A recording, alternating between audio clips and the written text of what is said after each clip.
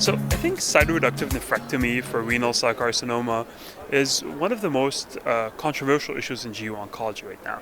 The reason being that cytoreductive nephrectomy, the role of cytoreductive nephrectomy was established for metastatic renal cell carcinoma, patients presenting with upfront metastatic disease in the cytokine era, where we didn't really have very effective systemic therapies for patients with metastatic RCC. Now, after that overall survival benefit was established at that time, the question that begs itself is, now that we have much more effective systemic therapies, such as targeted therapies, and more recently immune checkpoint inhibitors, is there still a role for cytoreductive nephrectomy for metastatic RCC? Now, some of the response to that question came from large retrospective studies that had found that cytoreductive nephrectomy was still associated with an overall survival benefit. Now, these studies are retrospective, so although they were very diligent in controlling for confounding factors, these were not randomized controlled trials. So this is why I think the Carmina trial in particular was very important. The Carmina trial randomized patients to either sunitinib alone or sunitinib plus cytoreductive nephrectomy for metastatic RCC. What that trial found was that sunitinib was non-inferior, sunitinib alone was non-inferior to cytoreductive nephrectomy plus sunitinib. Now, this is a randomized controlled trial. It is the gold standard, but even with randomized controlled trials, there are some caveats. For instance, the study had mostly poor to intermediate risk disease. The study had patients with relatively high metastatic burden, which in clinical practice, many would argue would not be referred to as cytoreductive nephrectomy. And also, even in that study, the patients that were lower risk disease tended to benefit from cytoreductive nephrectomy. This is a subgroup analysis presented recently.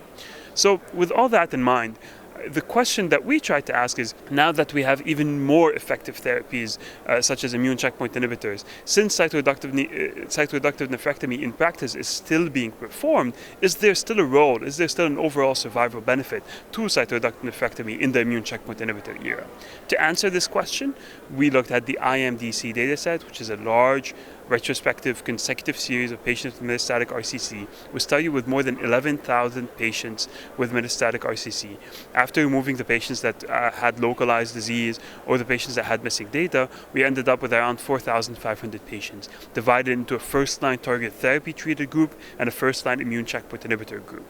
Each of these then divided into a cytoreductive nephrectomy or no cytoreductive nephrectomy group. The first question we asked was, what is the profile of patients getting cytoreductive nephrectomy? We found that patients getting cytoreductive nephrectomy were younger, had lower risk disease by IMDC criteria, and had less bone, brain, and liver metastases, which are classically associated with a poor prognosis.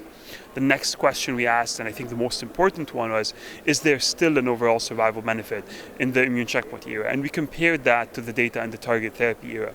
What we found was that the benefit from cytoreductive nephrectomy in the immune checkpoint inhibitor-treated patients, the first-line immune checkpoint inhibitor-treated patients, seemed to be consistent with targeted therapy data, meaning that there was an overall survival benefit, either univariably or after very diligently correcting for confounding factors, using a classical multivariable model approach or an IPTW, which is a propensity score-based method approach to adjust for confounding factors.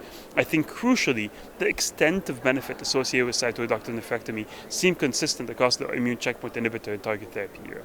So in conclusion, using this large retrospective data set, we found that immune checkpoint inhibitors, patients in the immune checkpoint inhibitor era seem to still derive a benefit from cytoreductive nephrectomy. We try to be very diligent in correcting for confounding factors, but there are always limitations to these retrospective analyses. But in the meantime, I believe that in practice, patients could potentially still receive cytoreductive nephrectomy, even though we have these more effective systemic therapies, but these patients should be very selective. They should be good risk, they should have low metastatic burden, and I think the overall evidence so far suggests this. So while we wait for more randomized controlled trials, such as the Nordic Sun trial, the PROBE trial, or the Cytoshrink trial that are all ongoing and will report in a couple of years, I think the evidence suggests that there is potentially still a role for cytoreductive nephrectomy in the immune checkpoint inhibitor era.